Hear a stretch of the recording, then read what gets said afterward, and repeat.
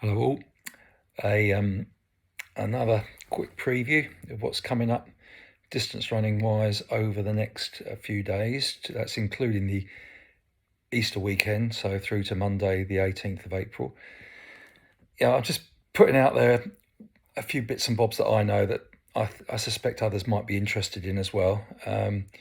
Some of these previews be a bit more in depth as they were last week with the National Road Relays, but I should say I'm trying not to put my Tonbridge hat on, particularly with predictions and things.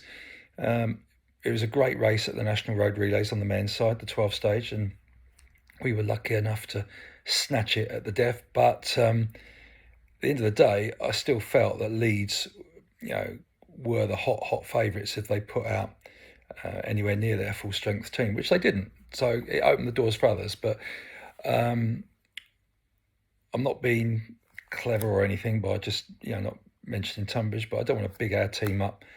Although I'm extremely proud of them, I don't want to big them up too much in advance, or any team unless it's clearly obvious that they might be the favourites, or any individual that might be the favourites. So these previews are just really to create a bit of awareness of what's going on, and we've got some interesting stuff coming up over the next week. And what's good in the UK is the weather's looking a bit better. So that will help as we move towards track work.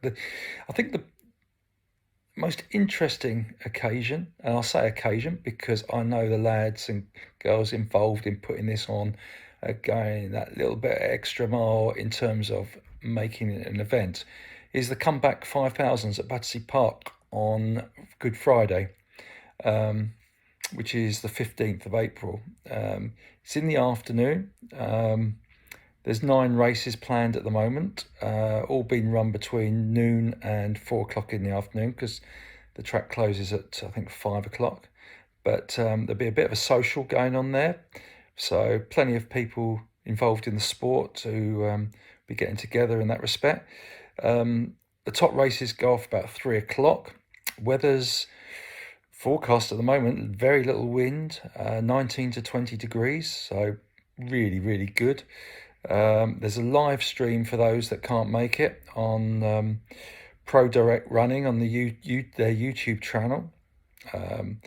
Lloyd Kempson will be doing commentary with, I think there might be others involved, but Lloyd's sort of heading the publicity and pushing that side of things.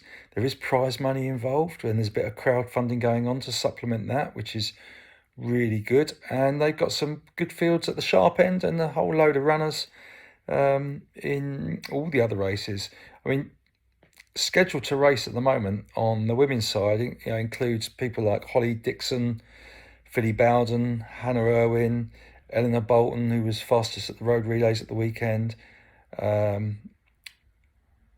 and Samantha Harrison, who's just run a 68-minute half marathon. So some good girls giving it a go in there, plus many others, of course. So I'm just picking out a few.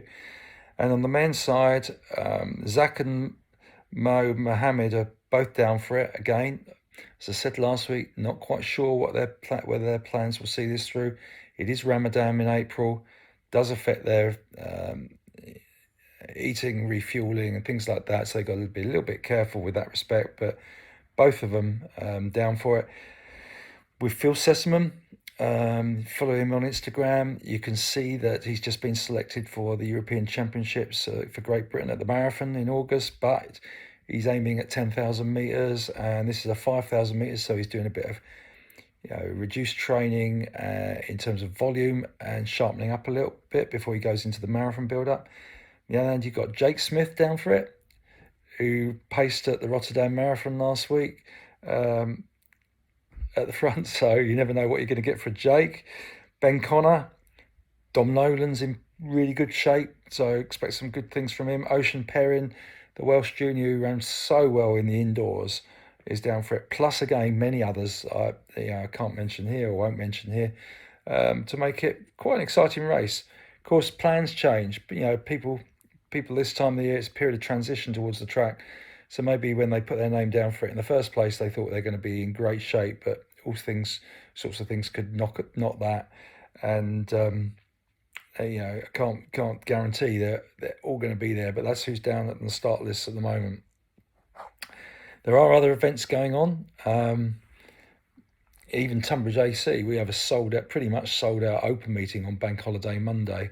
Should be some good races there, and there's plenty of other open meetings going on. It's good to see on the Isle of Man and in Guernsey are the Easter festivals, numerous races across the Easter weekend going on, culminating in an overall winners. So that's good to see. I've been to Guernsey, never been to the Isle of Man for the festival, but yeah, always good fun, seeing old friends, etc. And then in America, we have events like the Bryan Invitational, which goes on between the 13th and 15th of April in California, and we've got the Mount Sac relays and plenty of other events going on. Amazing when you start looking at the details of, for something like the Bryan Invitation, the number of entries is 8 heats of the 5,000 men's 5,000, for example, mainly on Thursday this week. Some Brits in there.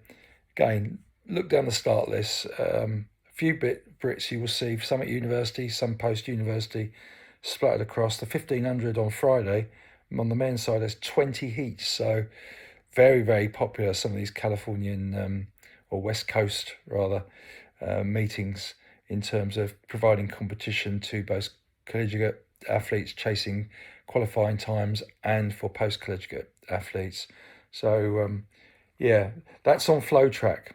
Unfortunately, some of the races are like 4 o'clock in the morning UK time, and I think you might have to have a subscription to watch some of those events. But yeah, always worth checking out if you're really into your American track and field. Always worth checking out Flow Track, but also subscription services like Runners Space, which show it. And some of these races even appear on YouTube eventually. So there you go. I suppose the big event, though, in America is the Boston Marathon, which is on Monday.